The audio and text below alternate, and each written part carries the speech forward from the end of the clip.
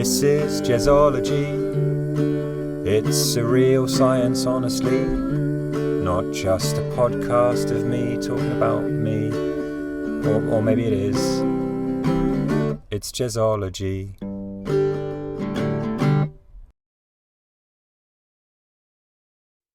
Oh, hello. There we go.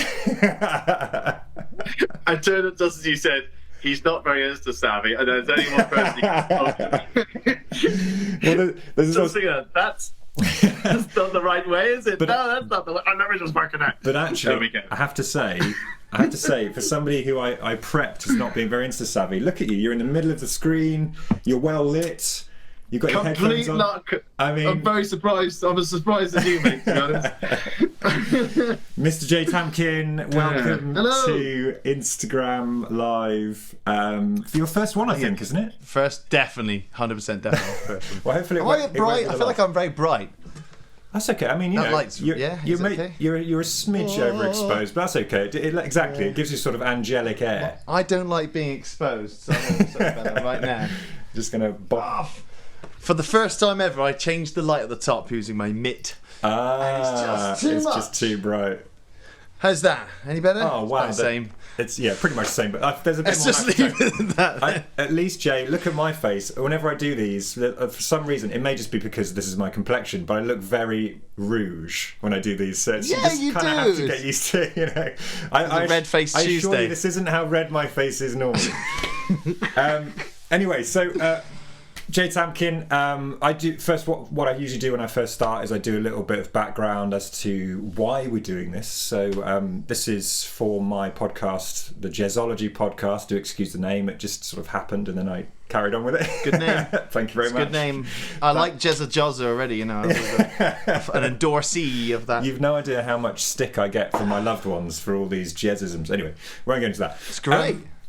So this is my podcast, and I've invited a number of musicians that me personally I find inspirational. I love what they're doing, and I've invited a number of my friends and different musicians onto the podcast.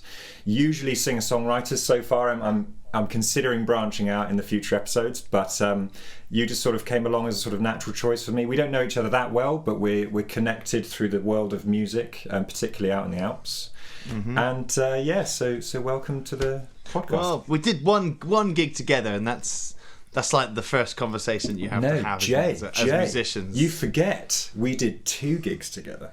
We did 2 gigs together. Did we do the same 2 gigs together? You're thinking though. The reason you're not thinking about it is because, and it's a good way to kick it off. So when I met you properly. I don't know whether I certainly knew of you before I came to do you were organising an originals night at the Tav Bar in Maribel, and I was invited along by Après-Ski Bands, who's a company that you work with out there, and we had a fantastic night, and it was basically half the room was filled with all the musicians from the Maribel Valley, and I played and then you played after, and I was blown away by your songwriting and your voice and your skill. And get out of here! No, it's true. Like it's not like it's. You've got to be careful when you're talking about this sort of stuff, because I start to sound like I'm sort of like getting negative about some of the scene. But your level is astonishing. And I think it's something I'd like to talk to you a little bit more about, because I know that you've had a bit of an interesting road into music, but for how good you are, I don't mean to sound disparaging, but for how good you are, I was a little surprised that I was playing a gig with you in a sort of dive bar in Maribel. Anyway, so that's a premium venue, man. That's like the Wembley of the Alps. Actually, I do love the Tab. I do love the Tab, to be fair. And then the second gig we played was at Peace Bash, but of course you were there with the Strikes. So you played a Strikes gig, and you were sort of like warming the crowd up and getting them all going, which again I thought was fantastic. I've never really seen a strolling band like yours, and it was a lot of fun. It was my resounding sort of thing was that I was just watching you and thinking, I really want to be part of this band. Like, it just looked a lot of fun to be part of that. Anyway, so that's the 2 times. A lot of people say that.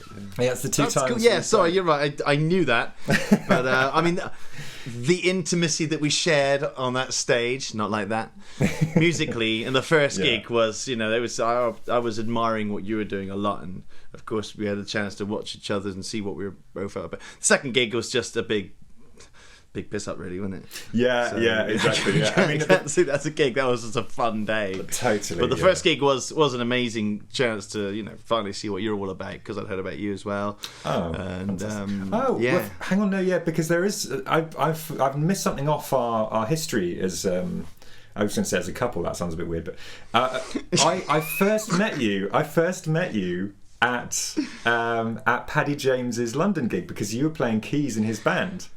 We've met 3 times. Yeah. Okay, so there's now 3 gigs that we've done together. Yeah. That was our first meeting at Paddy's gig. We probably crossed paths somewhere around the world beforehand. But anyway, at the end of the hour, we'll have found out, 100 gigs that we've done together. Exactly. Yeah, exactly. You never know. But yes, I didn't put the 2 and 2 together because, for me that gig was a bit overwhelming. But particularly, I knew Paddy, but I didn't. I'd not really been a musician out in the Alps before, and I was introduced to a number of musicians, including yourself, as these guys are all playing out in the Alps, and then I didn't really put it together until quite some time afterwards. So it doesn't really sort of register in my mind as a gig we played together. But of course, we did. And yeah, it's funny, you give people the benefit of the doubt, don't you? Because you're like, I just thought, you're Jerry, how about you? So you big fish in VT, as it were. Wow. Just assume that you're, and I assume you're working with Rich and Eric as well. I don't know, you just don't know. Yeah. You're just saying, okay, these people are doing their thing, and watching you when you played, I was thinking to myself, this is pretty nice. I'm going to be like too crazy, too much going on and stuff. That's really. So that's probably how I was looking at it. Like, oh man, he set the tone now. It's very nice, and like your voice is just, silky, Stop and Stop I shout essentially in comparison. So that's what I mean when people give you put yourself down a step and you put someone on a pedestal. That's just natural human psychology, I guess. I think there's something in that, yeah, and it's very flattering for me as well, because on that night particularly, the interesting thing for me in the Alps is that I've gone up to the Alps. I've done one proper season as a musician. That's when I was over in the VT Valley. But a lot of it was sort of like, there's this amazing close-knit scene in the Maribel Valley, which is where are you based in Maribel or Breed or something? Yeah. And for me as an outside musician coming in, felt very overwhelming, and you were just super friendly and generous, and it's really nice to hear that you almost had a little bit of sort of I'm following this guy afterwards, because I felt exactly the same way the other way around. Like I was like, oh Christ, I hope I don't mess this up, because it's in front of every musician in the valley. So if I but really it speaks to the type of people that we are out here. What I love about Maribel and the whole of the valley and everything is that everyone's just so cool, so nice. I remember, I haven't played in England for a long time. I used to do the Southwest scene, Torquay, big scene in music, obviously, Well, I'm going down there this summer as well. I'll be doing the Southwest this summer, yeah. It seems to be a bit of a pairing. Yeah, well, then in that case, I don't want to put you off, but yeah, I remember when I was in the Torquay scene, and it's quite a cliquey bunch, to be honest. Yeah, it can like be. People didn't look at me as someone that they wanted to be part of bands. They didn't. They didn't. If you weren't part of that group, and I was never really part of that group. I have my own group, but yeah, it's like here, it's surprising. How it shouldn't be surprising, because generally people are good, right? Yeah. But it's just amazing to see how supportive, and people just include everyone, and we just got to get to jam together, and there's no rivalry, there's no jealousy, there's nothing like that. It's all a very encouraging place to be, really. That's what I love about it. I've made such a great bunch of friends through music. Normally you have a lot of friends who are your trade, but here it's just like all my friends are musicians, and we're all best mates. It's just lovely. It's like a family. And I definitely felt that vibe. Like it was intimidating. I knew Paddy, and I knew that Paddy was going to be there, and he'd let me know that most of the musicians in the valley were going to come to that gig, and that kind of ramped up the pressure for me, because I didn't know anybody, and I, like you said, I think sometimes in the UK, and I've definitely felt this here, because I don't tend to have one location that I sort of grew up in and sort of blossomed out of as a scene. I've played everywhere, and I've always been very nomadic with my music. And because of that, it's hard to fit into that local clique. And so it's natural, I think, as a musician, as you travel around, you find new places, that there's always a suspicion of you as a new musician coming in to try and get into a scene. And I think that is true. Meribel is an astonishing place for it, and I'd love to go back out there if Brexit allows at some point. Yeah, I assumed you were here. To be honest, I assumed that everyone was here, and then turns out everyone is here. It's great. Well, that's case in point. You see, how many musicians do you know that usually come to your gigs? You know, I remember a lot of my musician friends never come to my gigs. Maybe one might come. Here, that night is a perfect example of that. You know, every single musician is there. There's amazing players and everything. They're all just there to appreciate and enjoy. You see the support that you got and I got from all our, our friends. People that I know and people maybe you don't know, but we still got the same encouragement from them. That's what's so good about it. We all go to each other's gigs all the time. It's an amazing thing. It's amazing. Actually, and a rare it's amazing. Right. Absolutely. I'd like to talk to you a little bit about your history in music, because there's a little bit about you online. I did a little bit of research, and I know a little bit about you from chatting to you. I know I've already cased you up. what did still a few videos left online? That's amazing. And I know, having spoken to you a little bit as well, that you have this interesting history. I'm not sure how much you want to go into it, but there's definitely an interesting history on some publishing issues you had and how that's affected your sort of path as a solo musician and a musician in bands. But if you could talk a little bit about sort of it strikes me you've been a musician forever. Would that be fair to say? Absolutely. Absolutely. And you've been a technically proficient musician since you're about 12, as far as I can work out. Unlike us late starters. We're all learning, still learning. There's a lot of stuff that I wish I could do, and I can't do it yet. I'm really annoyed. We're all on this learning curve. Sure. And I think that modesty. It's just perspective of where we think that we are compared to others, but we're all trying to climb up. And there isn't a top of the mountain. I don't think. No. And I think that modesty is something I really respect about you as well, because I think you do have this kind of breadth of experience that a lot of us musicians don't have, and I think it's fantastic that you're still so modest and humble about it. I read that you, I'm not sure whether this is still going on, but you started in blues. Is that fair to say, as a sort of performing musician? Yeah. I don't know if I started in blues, but I certainly had my most the bulk of my professional music career would have been as a blues artist. You know what I mean? I feel like I've had lots of different faces within the music, because I like lots of different styles of music and stuff. But I think I took the blues the furthest out of all of those, certainly going back 10 years or so. And that was the Jay Tamkin band, or have you had a number of different projects? I'll start from the front. Oh, please do. I started in a little band in year 7, so I was about 11, I suppose, 12. I think I got my first electric guitar around about that time, and we started a band, me and my mate Chris, and my dad, in fact, who I managed to convince, because he's a drummer, and I managed to convince him to be in a band. It took a while, but we got him in, and it was just fantastic, because I was so chuffed to have my dad playing with me and stuff. And we had an actual drummer, not some stupid kid that couldn't play drums. Also, it's like a big thing when you're a kid. Amazing. Yeah. I feel like you got something up against the other bands. Yeah. And so we recorded Jacob and the Cream Crackers, and our logo was exactly the same as Jacob's Cream Crackers, and the whole point was to try and get some publicity by copyright fraud and type of thing like that. Jumping on the tails of a bigger brand. I like it. Yeah, of course. You were savvy from a young age. Right, there was no Instagram at the time. It just had to be as shrewd and cheeky as you possibly could. Didn't work, of course. Of course it didn't work, but it was fun.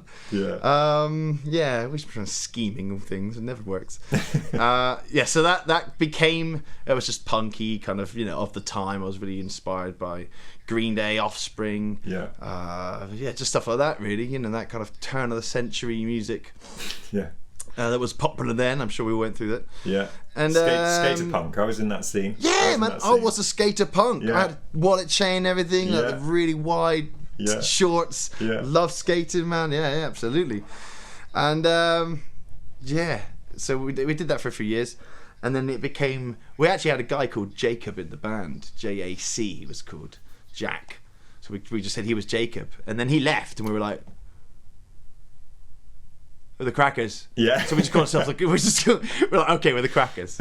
I'm a fan of crackers. I love crackers. Anyway, cheese and pickled crackers is one of my favourite meals. Yeah. Nice. Curry, crackers. It's up there with like some complex dishes. So yeah, we became the Crackers, and I just became the front man because I was playing bass to start with, and we had a singer. I ended up on guitar, and I ended up singing, and then slowly different members of the group lost interest because they weren't really musicians, or they weren't really into that. I was going different directions, and it just became Jay Tamkin. Yeah. Jay Tamkin and the Crackers, and we lost Jacob, we lost the Crackers. It just became Jay Tamkin band. And by that time, we were, I'd started playing in pubs. I remember I went to a pub when I was 14 or 15, I think, with my mate, and on a Friday, we had a Friday off, and I went there with my little guitar, my little amp, and we went in there. It's like, look, I know we're young, but can we have a gig? So I just sat there and played him some like crappy songs, and he was like, I know, I appreciate you coming in here. I appreciate you doing that, so I'm going to give you a gig.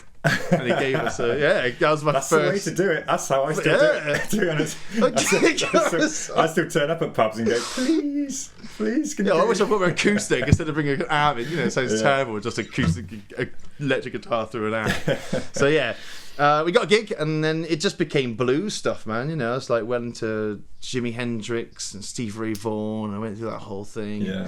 My dad had guitar lessons from a quite inspiring bloke that we have a lot to thank for in our household. He introduced us to all this blues stuff, and that's just went from there, really. Yeah. And I ended up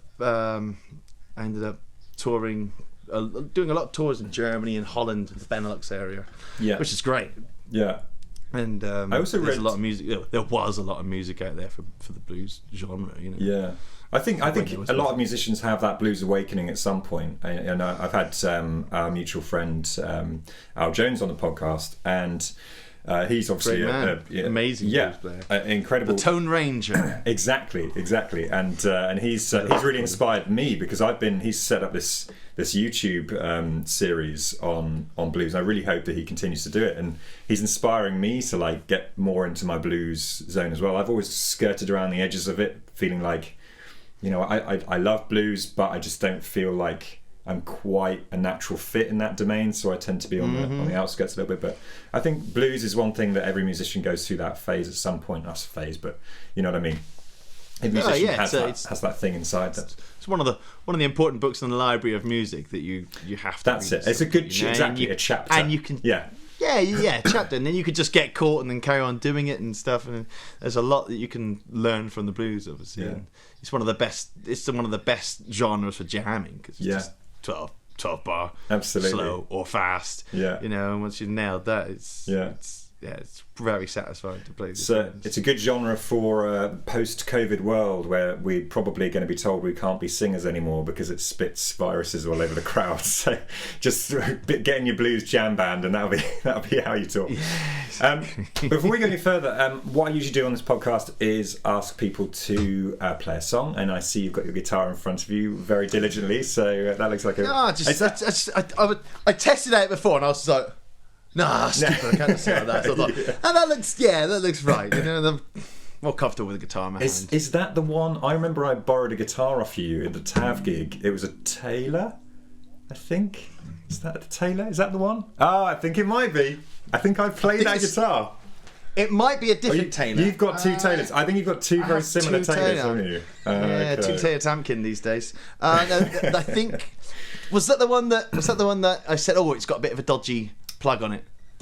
I think it must be, yeah. But look, you just plugged it in. You're like, oh, it's fine. I was like, wow, that's never happened. It always goes wrong for me. Yeah. It's cool. I'm pretty chill with guitars. Just for the romanticism, though, Jay, I want to believe that I've played that guitar you're about to play. So can you just pretend? Oh, hang on. Oh, this one. Yeah, this is the one you played. Yeah, of course it is. So it all comes full circle. Come on. Yeah, this is the one. Yeah, I just realised that what I was talking about doesn't exist.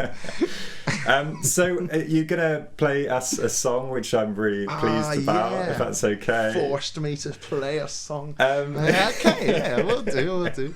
And if you could tell us a little bit about what the song is about, that would be fab, and how it came to be. That's always an interesting story for me. Okay, so I mean, you're a prolific songwriter, so you know what it's like when you go through the stages of writing and what you might. It could just be anything, right? Sometimes you're just inspired. Indeed. But at the beginning of a relationship, there's certain type of inspiration. Yep. I really don't like to write lovey songs. I got love songs, but I don't like to love, like, I saw you there, and then your hair. I'm not that guy. Me neither. Try my best. A lot of us try to do that. Yeah, exactly. But I just don't want to be that guy. So I find most of my inspiration comes at the end of a relationship, where I have all this, kind of Marcus Mumford pent up hurt energy type thing. That's when I've written, I think, some of my favourite songs of mine. You and me both. And it's not coming from a place where I'm looking for something. It's just me saying I'm okay. I don't need that. I'm alright. Some of them could be, for the blues, it's like, you treat me like a fool. That that's good. I've written a lot of blues songs after relationships. Yeah, understandable. A lot of angry blues songs. But this particular one I want to play, I wrote this at the end of a relationship. I haven't had big relationships, but my second most, biggest relationship of my life. Yeah. And at the time, it was the biggest thing. So, this song is about the end of a relationship, really. No, it's not even about the relationship. It's just about being okay with myself and just being like, I'm cool. I don't want anyone. I don't need anyone. Fab. All right. Yeah. Well, take it away. Sad. It's not sad. It's liberating, if anything.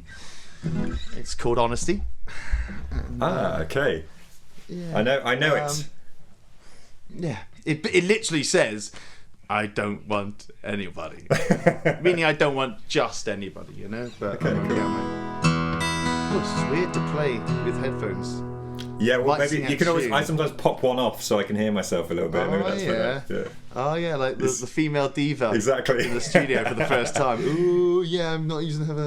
We'll call you DJ. You get it?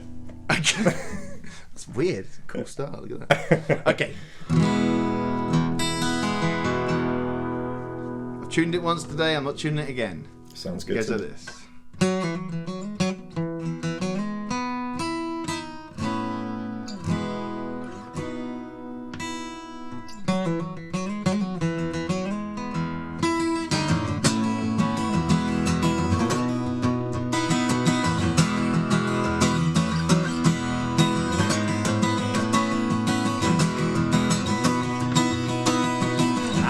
Sentimental, I long expressed my ups and downs.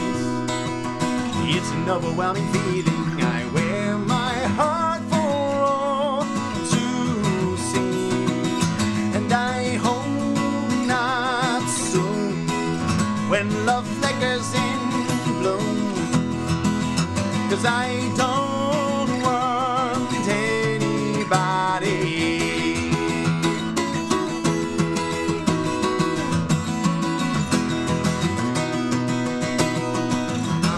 On the ball, my plans have slowly let me down. I'm a little out of sorts here. I'm waiting out of time passed by. This is it. That's enough. Take it down. That's enough. And I'm on my mind. It's alright. Everything is alright. Everything, 'cause it's on.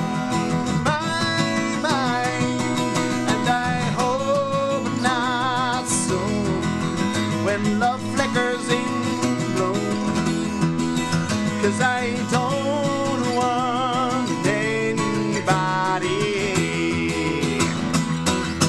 Yes, I hope not soon, when love staggers into view, 'cause I don't want anybody. Yes, I hope not soon, when love flickers into view, 'cause I don't want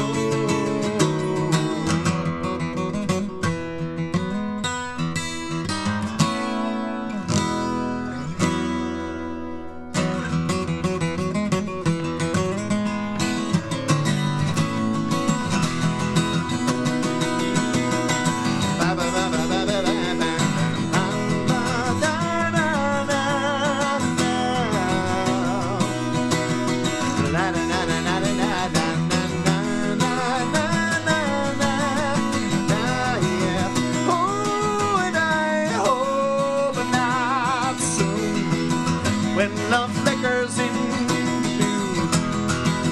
'Cause I don't want anybody.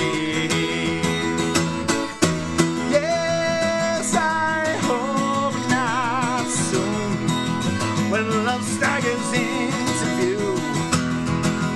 'Cause I don't want anybody.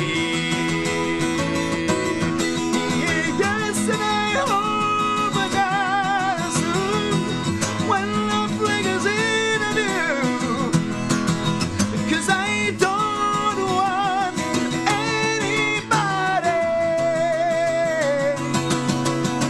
No, I don't want anybody.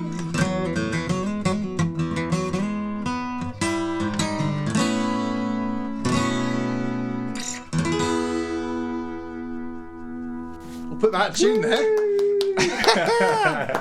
Oh, it's so weird, one ear off, a bit dizzy now. I think if you don't put your guitar out of tune, you haven't been playing hard enough. That's probably the rule. But lots of comments in the chat. Well, I've people done it my people whole are loving it. People are loving it. Oh, my boy Lou. My I brother. noticed Paddy dropped in as well. Paddy said "wee" at some point as well. But anyway, fab song. I've heard that a couple of times. I've heard you play that live. I think I heard you play that with something I've never seen before. When we played the gig in the Tav in Marybelle, you brought out this extraordinary bass pedal system. Yeah. And, I mean, I've never even seen one of those. I was like, I'm sure it's quite common, but and then you proceeded to it's play. not. It's not common. I was astonishing. It's like almost like the bottom part of an organ, and you proceeded to play that song with this extraordinary tonal bass pedal thing. I'm just astonished. Yeah, he's in here somewhere. I don't know where he's gone. He hasn't gigged for. In fact, that's probably the last time I used it. That's the last time I played that song. Probably. It's pretty much almost the end of the season, wasn't it? Because it was a very short season. Yeah, I think it's so I've I noticed when I was doing my my deep dive that and we've discussed this a little bit before, but that song is I think the second to last song you've released to the ether, behind Grown Up in Every Way, which I think was the most recent one you've put out. Do correct me if any of this information's totally up the wrong tree. I don't know. You could be right. I could be wrong. I don't know. I have no idea, mate. It's such a sounds about right. It's a long time since I've done anything. I don't know. I mean, that song was written in 2010, I think. But this is what I wanted to talk to you about because stupid, isn't it? Yeah, because you released a lot of tunes back onto the internet. I'm going to say back because I'm sure that some of them are quite old. In early 2020, which is sort of around the same time that we met properly out in the Alps, and you said to me at the time that you'd had this sort of like hiatus where you presumably, and I'd love to hear the story behind this, but presumably you kind of came up and sort of garnered some attention, got involved with a publisher company, and that stopped you from releasing music as a solo. Would that be sort of around the? Yeah. Are you okay talking about this, or is there? Yeah, absolutely. Yeah, okay, cool. Like anyone, I would say I haven't reached any kind of I did okay. I had a CD and HMV at one point. That was pretty cool. There's a certain round that you can do with the blues scene, and sure. I've kind of saturated it really. You can only go to a certain level unless you get lucky and you John Mayer and Joe Bonamassa, I guess, are the only two that have really gone that step further. Kenny Wayne Shepherd, things like that in America. But yeah, certainly in the English and the Benelux blues scene, there's only a certain amount of clubs. And I was working with a guy that gets you the BBC, the Paul Jones Blues Show. You do a session on there, and then you're in the Times, and you do the HMV, and you do all these. It's starting a few things. It's quite cool, but yeah, you should do that, and then a year or two later, that's it. Really, there's nothing left to do. So I did all that. I was in a room with this a publishing company, and there's a few sides to this story really. Like if you get anywhere in music, at any level really, you're gonna have one of a few things, or probably all of them. You're gonna have someone trying to manipulate what you do, like creatively, which is a lot of people at the top have the problem with, or you're going to have someone that just rips you off. They're going to see that's just unfortunately some human trait where there are creative people, and then there are people that their ability is just to skim a bit off the top, or worse, just completely screw you. And there seems to be a lot of sharks in that business. Sure. So the first kind of thing that happened to me that kind of made me think, right, this is, kind of didn't put me off, just was quite of a downer at the time. I was in a room with some execs, and things were looking very promising. And I was very, very, it was a very position of like, oh, this is exciting. And someone had said, yeah, we're going to go ahead. We're going to work. You're going to work with this company. They're a massive promotional company. They put your album on billboards and in all the magazines and TV stuff like the top stuff basically. And they said, right, so it's £5,000 a month, and we will do that for you. And I was like, wow. I was a blues musician, mate, so I had no money. Yeah. and I said, family. Like, so how many months do we pay this for? How long does it go on? And we're just open-ended, really. Just keep paying until something happens. Yeah. Couldn't do it. You can't do something like that when you're in a position of, original music. It's like, okay, so it's a money-making scheme. You have to have got in the room in the first place. But I just realized, that's how the business is run. You could have a girl that's, her parents are rich and she's got a bit of skill, and they just chuck her in this room and go, there you go, right, yeah, okay, this is a price, we have this, we're selling it, we choose who we sell it to. So I was like, well, yeah, I can't do that. Back to square one, I guess. I don't know. Yeah. I got involved with a bunch of different managers, agents, PR, different types of people that, and it's good because it gives you faith in yourself. It's very good for inspiring and everything. There was a period where I was working with one guy, and I was writing 3 or 4 songs a day at one time, because I was like, this is great, this is cool. He got me some pretty cool stuff, actually. Got me a support for the Kings of Leon at the LG Arena. Oh wow. Some NBC TV stuff in America. It's cool stuff. Yeah. But he also put me in touch with this publisher. Yeah. Who I see the energy drain out of your face there when you say that. Yeah. It's still bright white though, I see. If the lights weren't so bright, you'd see I've gone Jezza Rouge as well. A shade of jazz. Yeah, so exactly. A lighter shade of jazz. Definitely. Yes, he had me believing that he was my mate and everything. He was best mate, and he was so desperate to get my songs signed to him, basically. And of course, I was wet behind the ears, man. I didn't know, I was just like excited. That's how they get you. Yeah. And especially after having me like, well, I'm trying something else now after this whole blues things. I'm doing something else now. Before I was, it was mainly band stuff. I'd kind of started doing acoustic stuff with the bass pedals at this time, and I had something specific that I could do, that, with my bass pedals and the guitar. And that was my cool little outfit that I could do solo and this big sound, and I was ready to just promote that. And he obviously liked it too. He whipped those songs off of me. I signed a contract willingly, loving it, happily. This is great, we're going to work together.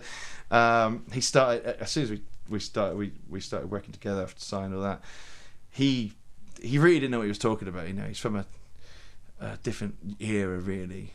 And he didn't know what was popular, he didn't know what was cool, or he didn't know anything about the movement of the market or the music scene at all. He just wanted to get my songs. And and I kept on saying every week, like, what's the plan? Are you going to get me publishing licensing deals?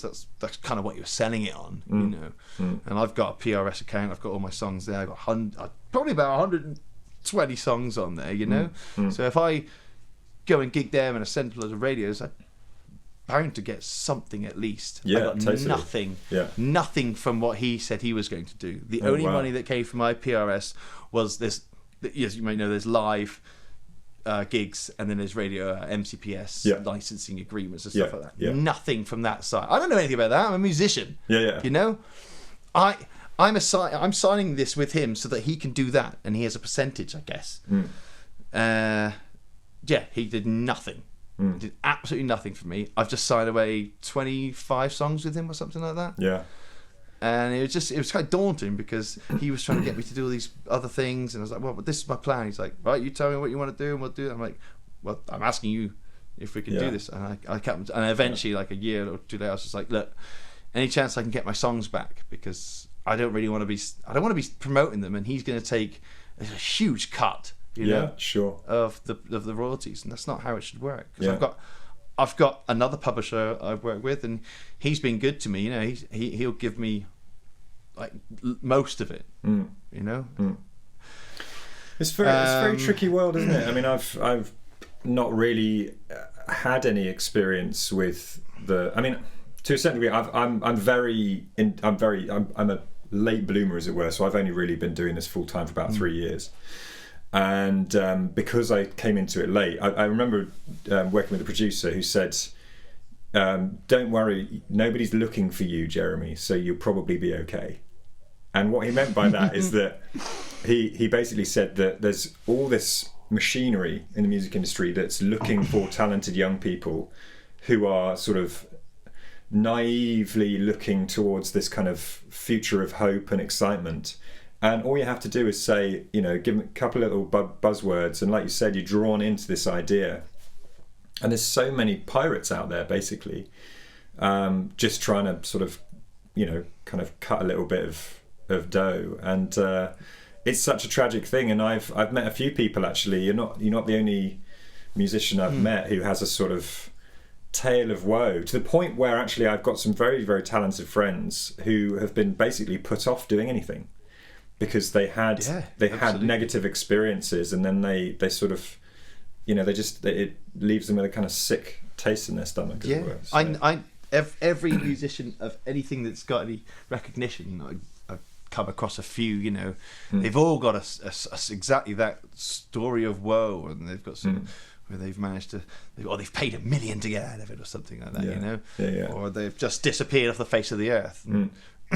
But it's true, like, you know, nowadays you get adverts on Facebook saying, like, oh, you're losing your hair, you're trying to, it's clickbait. Musicians are, they're that fish, you know, and these guys will just, they've got something that they want. It's so easy to mold them because they're just blinded by, like you said, this vision of hope and a future of fame. And you know, I don't think it would be anywhere as good as anyone thinks it would be. Well, I think there's actually, I mean, philosophically, I've always really believed in the idea of a slow and steady, gradual progression. Because I think if you get too far, get too high too quickly, you have a very quick burst of endorphins, and then basically you're there, and anything down from there is disappointing. Whereas if you just take it slow, I mean, sure, it's a long journey, but I think if you just take it slow and it's like these little incremental appreciate steps, every little experience that you have throughout the way. Exactly. Then, you know, you're the person you started off as when you started, weren't you? Totally, yeah. And you get to your goal. In a way, it applies to so many things in life. But if you take this sort of like gradual stepped approach, you know, you remain, you get those little incremental boosts, but you don't risk that having, you know, somebody like Lewis Capaldi, who basically at the age of 24 has just gone absolutely bonkers. And he jokes about it in interviews, but he says the only place from here is down. And there's something really sad about that, you know. He's got 30 years of a career ahead of him where it's only going to get worse. Well, physically as well, you know, his voice. He lost his voice, and then they had to change the song a couple of keys down because I didn't hear about that. Yeah, it doesn't surprise me though. I know that. Yeah, I remember the first time I ever heard him on the radio, and I was just like, because I just had a vocal surgery on vocal cords, you know, so I'm always very careful with something. I listen to people differently than I used to, and as soon as I heard that on the radio, I was like, that's not good, you know, what is this? And of course, found out more about him. I saw him at Glastonbury. He was hilarious, you know. That's great artist, great voice as well, but it's not, you know, you can't sustain that. Yeah, you know, is that there is not that just that with the modern pop male scene at the moment is very kind of, if it's a guy who has control but a guttural thing, you know, you're talking about I can't think of any of them right now, but there's a lot of guys in that sort of bracket. It's Dermot Kennedy's, the anyway, you know what I mean. It tends to be that's what's sort of like flavour of the month. But actually, you're totally right. From a singing perspective, that's not sustainable moving forward. And I think these guys probably will get to a certain point and they'll have no voice left. But luckily for Lewis, I mean, he'll probably be a stand-up comedian. Anyway, let's talk about something a little bit more upbeat, which is that I'm fascinated with multi-instrumentalists. And you are very much a multi-instrumentalist, and not only am I fascinated, I'm hideously jealous of you. But I'd love to talk to you about. I mean, what's fascinating about you is that I see you as somebody who is totally comfortable as a solo with a guitar in front of a crowd. But then all the time I'm seeing you play. I see you in a band playing bass here, and I see you in a band playing keys there, and I see you. I mean, I'm not sure I've seen you on the drums yet, but you just have this amazing adaptability to so many positions. Is there something for you that really resonates, or is it just having all these little things which is so pleasurable? I guess it's the way you look at music. You know, I spent my whole life listening to all sorts of different instruments. I never went into music going, I didn't go into it like, I want to be a guitarist. Yeah. You know, people always say like, what's your favourite instrument, or what was your first instrument, how many instruments? But I hate all those questions. Because like I really can't answer it. Yeah. For example, people say like, what? A saxophone. Saxophone, clarinet, flute. They're all the same fingering. You know, it's the same thing. I've had a go on it. I have a saxophone. I wouldn't ever be like, I'm gonna go and blast out a jazz jam or anything. You know? Never been tempted on the strikes to pick up the sax. Well, I have, but I understand how the instrument works. Do you know what I mean? Yeah. But I mean the core instruments like piano, guitar, bass, and drums. Certainly, I mean I certainly understand very much how the bass and the guitar and the piano works. You know. That's it, yeah. Sure. I enjoy drums because it's a really fun instrument. It's an engine, and whichever form you can use, you can drive that engine with. Music is the engine. You know, that's how I see it. I found it's interesting. Having done these podcasts, I never realised this so much before, but doing this podcast has allowed me to talk to a lot of musicians, and I'm loving that because it's given me this insight. But I've found that a good 40-45% of musicians that I've interviewed for this podcast tend to be solo, at least in part solo singer-songwriters, and a lot of them have a history in percussion. Like Paddy's one of these people. Paddy James, our mutual friend from the Alps, he actually started off as a drummer. And this, I don't know whether there's something that he never told me that. Yeah, so next time you're jamming with Paddy, you've got to get him on the drums. But there seems to be this thing. Kept that one for me. Yeah. If you're listening, Paddy. I'm on to you now. There seems to be this thing where I think people. Hey, JB. People feel free to say hello to people. But there seems to be this thing where I think the musicians who end up going and becoming the sort of solo front people have this kind of rooting often in a fundamental understanding of the kind of mechanics of it all, I guess. And that's what the drums is, right? The drums is that brickwork of the house, and the guitar and the vocals is like what the paint you use and the pictures you put on the wall. Yeah, I'd say the drums are. I mean, you can do music without drums, but if you have a band and it doesn't have drums, you need the drums. That's the funny thing about the irony, I guess, that it's required. You can't have just two electric guitars and a bass. It's going to sound so weird. You're going to miss something. You can do a guitar. Sure. You can just play piano or guitar on its own. Yeah. But like the drums in that case, they're the skeleton of the house. Yeah. And I'd say probably bass is the brickwork. Yeah. The foundation. That's a good way to put it. Yeah. For me, bass is the most important. That's the one I respect the most. That's why I lug that weird bass foot thing around with me. Yeah. Because I need bass. And if I play keys, I always have the bass keys. Yeah. If I can, I get a chance, I will play bass in a band because I just love bass. Or all forms of it, Yeah.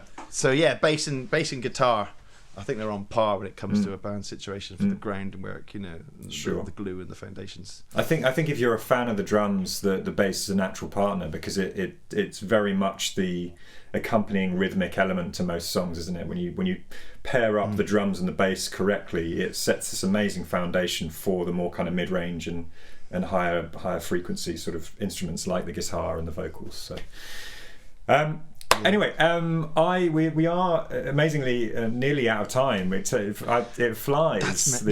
That's crazy. I don't know. Right? What happens is you start waffling and then suddenly the time has elapsed. But I would love it if you would perhaps play us one more song before we say goodbye. Have you got a song? Nice out of tune song? Yeah, exactly. You might have to retune the guitar slightly. Talk whilst I tune. How about that? I'm terrible at monologuing. This is my problem. I can only make sense when I'm chatting to somebody. I'll do this. So it feels like we're having a conversation. I've realised, because I stream now as well, and I can't talk while I tune. So I don't have a brain where I can do the two things at once. So. Yeah. Sorry, I'm not able to do it either. Apparently, I was going to answer you, but I couldn't. Yeah. It's just weird. It says it's in tune, but I know it's not in tune. You know, sometimes you just got to feel it. You just got to feel those frequencies. Okay, I regret what I just said. It's definitely in tune. I haven't played these songs for a very long time, really. Oh, well, I wasn't joking when I said that gig, probably what we played, was potentially the last time I played my originals, because you know in the Alps you're not playing originals all the time. Sure. You're playing 500 Mars and Valerie, you know, because you have to. That's what they want. You don't want indulgent stuff. So yeah, it probably was the last time I played any of those songs.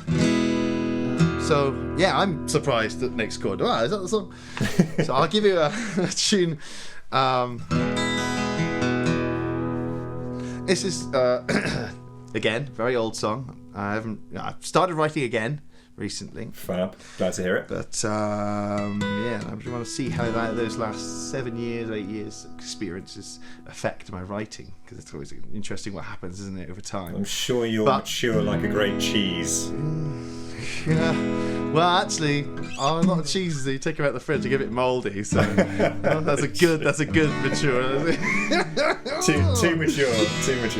Yeah, way too mature. Like an old wine or whiskey or something. Oh, that's better, isn't it? Yeah. So yeah, this is a song about a friend of mine who would always end up. I chose this song because of the story. He's a good soul. He saved my car from being robbed and got stabbed in the meantime. Wow. Yeah. he's the type of guy that will, you know, get a burning baby. Not a burning baby. Run into a burning house to get a baby. You know? Wow, but then he won't treat himself in the same way, and maybe he feels like other people don't have that. But I've always had a massive respect. He's one of my best mates. Yeah. Of all time, and you know, I wrote this song for him because he's more likely to end up on the other side of the bar, you know. Sure. When really he deserves the love that he gives people.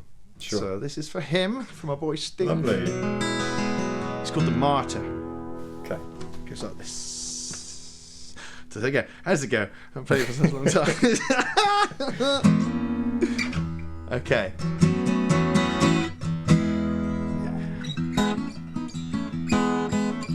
That's why I got to do the ear thing. Yeah, exactly. You can't hear it.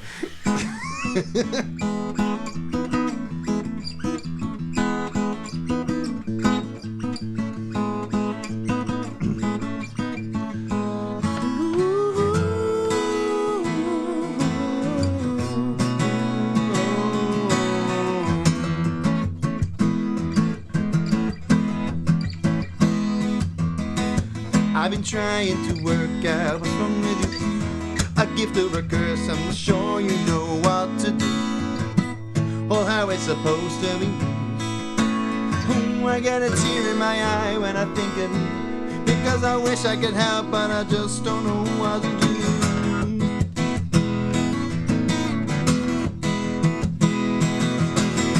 You're a martyr, a hero, a sufferer. think of others, just think of yourself for once. If you'll think of anyone, ooh, I get a tear in my eye when I think of you. And if you don't make a change, it's gonna go on and on and on.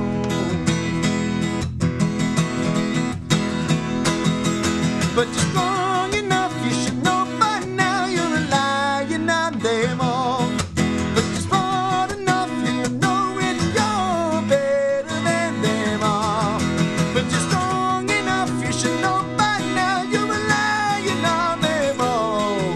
But you're smart enough, you should know it, you're all better than them all. Oh, yeah. The headphones are going. I see that. They're one of those link DJs now. There we go. That's better. Ah! You're a hero in all ways, and everyone. The matter of something that you should be thinking about. If you'll think of anything, ooh, I get a tear in my eye when I think of you. But if you don't make a change, it'll go on and on and on.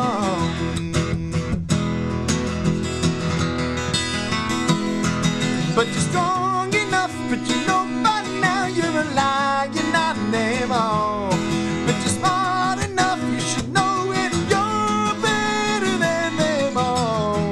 But you're strong enough, you should know by now you're a lion on them all. But you're strong enough, you should know it, you're all better than them all. Oh yeah.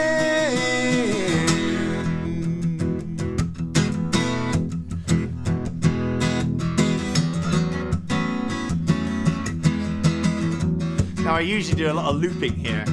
My songs, I do a song and then I loop for ages and make a little melody mountain. But I ain't looping today. So I don't know what's gonna happen. Let's see what happens.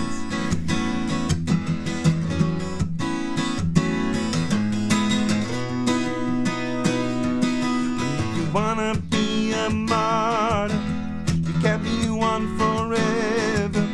You wanna be a martyr. I said you wanna be a martyr, you can't be one forever. You wanna be a martyr now. I said you wanna be a martyr, you can't be one forever. You wanna be a martyr now. I said you wanna be a martyr, you can't be one forever. You wanna be a martyr now. I said you wanna be a martyr, you can't be one forever. You wanna be a martyr. Oh, but you're strong enough, you should know by now you're a lion on them all. But you're smart enough, you should know it, and you're better than them all. But you're strong enough, you should know by now you're a lion on them all. But you're smart enough, you should know it, and you're all better than them all. Oh, did you wanna be a martyr?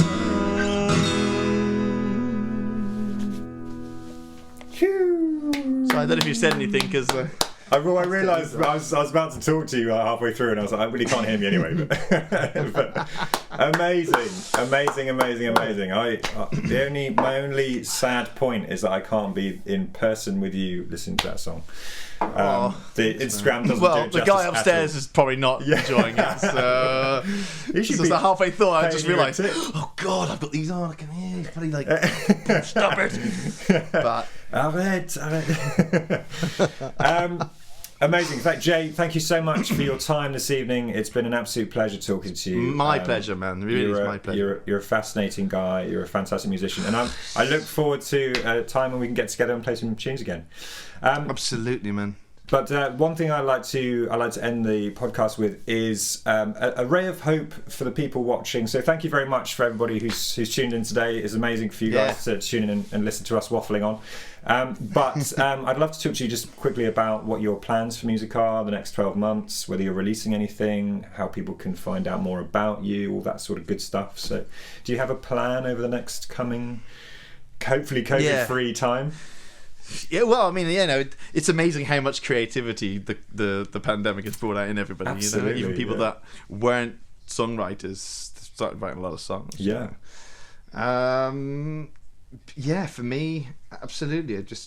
I've been recording my videos and I'm slowly sneaking them out. I've got another one coming out. I keep saying it's coming out. I've done anything with it, but preferably within the next few weeks, I'm gonna pop out another video. All I really want to do is just I got a lot to say, original music wise, and I just want to say it all and just get it out, get a redesigned website. I don't even use a website anymore, but just have my profile online properly, because I haven't really done that. I've recorded all these songs the last 15 years, 20 years. And I'm in the next 12 months. I'm going to record them all properly. Not just me recording it myself, because I always do it myself. I'm going to spend a lot of money and go to a proper studio and get it all done within 12 months. And just get on, Jay Tamkin band, Facebook and Instagram and everywhere, So that's my plan. So you're at Jay Tamkin on most things across the board. Would that be fair to say? I think I'm the only Jay Tamkin there is. Every time. I've got. There's no Jay Tamkin 1. There's Jay Tamkin. It's just Jay Tamkin. I think there's a Jimmy Tamkin. Yeah. But I'm the only one that uses JAY. That's good. So that's good, because I'm not the only Jeremy Johnson. I know. I was trying to show my mum. I was like, "Is it this guy? No, it's not that guy." No, this is. But Jeremy John songs. There's only one Jeremy John song. This is true. There's only one person with that. That when I found that, I was so chuffed. I was Jeremy Johnson music for a long time, and then it just kind of like popped into my head, and I was like, if that is free on every platform, I'm gonna. I love your puns. Oh, thank you. I love your puns. I need to build more. Someone actually the other day gave me a really good idea, which is I love making really bad jokes, and somebody said, "Oh, you should do Jerememes." Jeremy, perfect. There we go. See, I was like, yes, that's my future. So you mentioned a website. Because I didn't find a website. Are you planning on? There was a website, and it was jtamkin.com, and as it should be, right? And I think it's one of those Wix ones, and it just ended up being really expensive. Sure. And it without telling me, it stopped. It went back to, if you put in www.wix.com/edit this /school.com/government.org/ac Jay Tamkin Wix, you'll get it. Yeah. So there is something out there, but it's just if you could just put that one on your your link. No, it's coming in the next few weeks. I'm meeting with a good friend of mine who's going to help me sort that out again. Well, I look forward to seeing your presence on the internet blossom, and I'm excited to hear your new tunes, and I'm excited to see these videos, because I love your videos as well. Very creative and so silly. No, I love them. Got laugh. So everybody's watching needs to go and check out Jay and all his platforms. Make sure you follow him now before he gets huge, because once he's huge, you won't talk to you anymore. Isn't that right? Quite a lot of cheese in the fridge, mate. There's only one huge I'm going for a while. Jay, thank you so much for your time. I wish you the best of the rest of the winter, and hopefully we can link up sometime next winter, and I'll be back out in the Alps and we can play some tunes. Man, or sooner. Yeah, and I want to say thank you for having me on, but also for just keeping this vibe alive, in the music. Keeping it alive. There's not much of this going on, and so to have you doing it for yourself and for me, for all the other artists, it's always a pleasure for me. Always a pleasure. Really, thank you, man. You're welcome. And thank you so much. I love the flary lights. I didn't mention the lights. Thank you. Yeah, thanks. Is that a Pro Junior or a Blues Junior? Blues Junior. That's just a simple Marshall 30 from like 20 years ago. But yeah. Hey, good lad. I wanted to mention that at the beginning, and I forgot to say. This is the Pro Junior, though. Look. Oh, you see, this is just the regular. So I'm not worthy. No, that's bigger than mine. Well, let's not go there, Jay. Oh, no. Thank you so much to everyone who's watched tonight. Hope you guys have had a nice time, and do check Jay out on all his platforms and stuff. And if you'd like to check me out as well, then you can do. But thank you, Jay. See you when I see you. Really appreciate it. Look forward to the next time. Take care, buddy. You too. Cheers, buddy. This is Jazzology. It's a real science, honestly. Not just a podcast of me talking about me. Or maybe it is. It's Jazzology.